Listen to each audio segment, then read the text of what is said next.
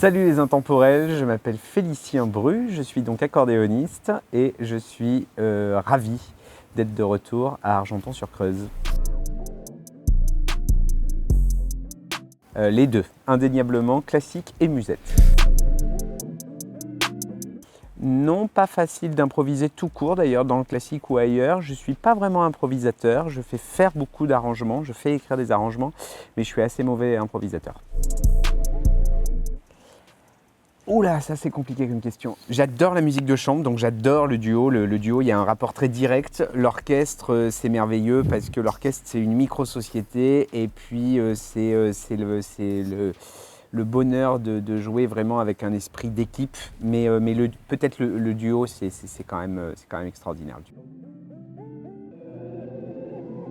Ça l'est encore un peu trop, sans doute. Il faudrait que ça le soit encore moins, il faudrait que ça le soit plus du tout. Mais il y a quand même un énorme travail de fait depuis des années, que ce soit en termes de tarification, de lieux de concert, de choix de programmation, pour que vraiment le maximum de gens, que tout le monde puisse se dire que non, la musique classique c'est réservé à personne et que tout le monde peut pousser la porte d'un opéra, d'une maison d'opéra, d'une scène nationale, d'un auditorium ou d'une petite église dans un village pour venir écouter un concert. Le seul risque qu'ils prennent, c'est de s'ennuyer pendant 1h15. Finalement, c'est pas grand-chose dans la vie.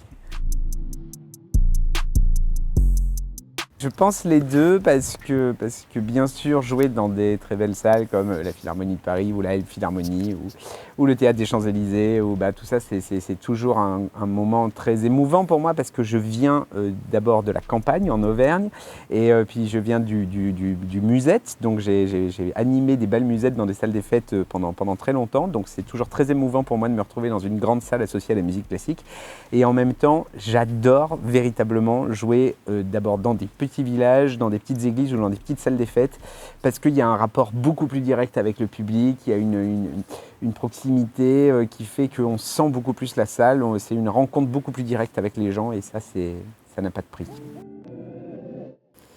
Un projet de rêve, j'ai des rêves, j'ai toujours plein de rêves, oui, j'ai des envies de nouvelles formations, j'ai des envies de voyage avec les formations qui existent, il y a des salles mythiques dans lesquelles j'ai encore pas joué, des festivals mythiques dans lesquels j'ai encore pas joué. Le plus beau rêve que je puisse faire, moi, c'est de passer du temps avec les gens que j'aime, que ce soit des musiciens, des non-musiciens. Et c'est pour ça que le fait d'être ici, c'est très touchant parce que j'ai vécu à Châteauroux, parce que j'ai été bénévole dans ce festival et parce que ce festival est porté par tout un tas de gens que j'aime profondément et je suis trop content de les retrouver aujourd'hui.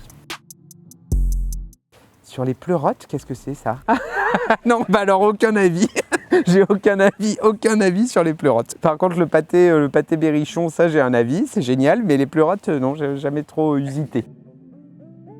La suite pour moi, c'est la Corse, demain. Voilà, je vais jouer avec orchestre je vais faire une série de 2 concerts et plus les journées de répétition, donc je pars 4 jours en Corse. C'est la première fois que j'y vais.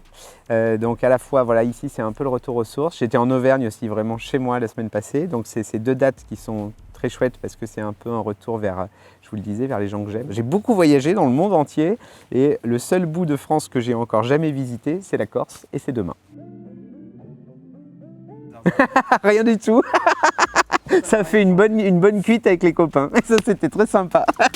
Les intemporels. Attends, quoi? Les intemporels. Les intemporels.